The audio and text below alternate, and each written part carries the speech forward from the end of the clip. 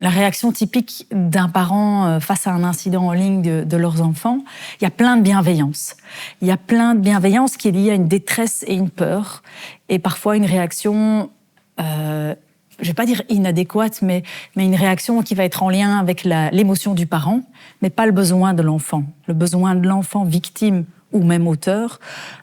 ne va pas être rempli ou traité finalement de la bonne manière par rapport à la réaction du parent qui est bienveillante, qui veut être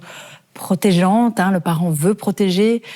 mais là où on va guider le parent et l'aider, ça va être vraiment de se dire, on comprend votre préoccupation, on comprend votre détresse, votre peur, votre émotion, mais ce qui est important maintenant, c'est de partir du besoin de l'enfant, victime ou auteur, et de comprendre sa détresse, de comprendre son besoin,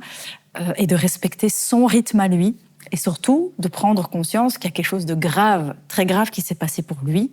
qu'il en a certainement déjà appris une forme de leçon, et que, en tout cas envers une victime, on va éviter par exemple de poser des questions de pourquoi tu as fait ça, et d'aller dans une dynamique de blâmer finalement la victime et remettre encore une fois la faute sur elle, alors que l'intention du parent est évidemment de protéger, faire en sorte que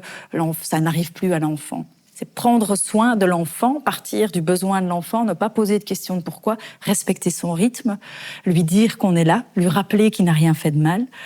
et du coup poser les premiers actes d'aide qui vont être la reprise de contrôle. C'est important que dans un cas de harcèlement en ligne, de sexting qui dérape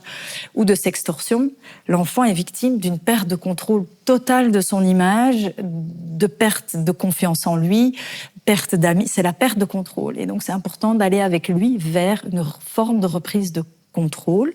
et de le rassurer qu'il n'est pas seul, qu'il n'a rien fait de mal. Si on ne veut pas de confrontation avec l'auteur, il faut respecter ça. Si on ne veut pas de confrontation avec toute la classe, il faut respecter ça. C'est peut-être pas le moment de le faire. Par contre, informer les parents et toutes les parties prenantes,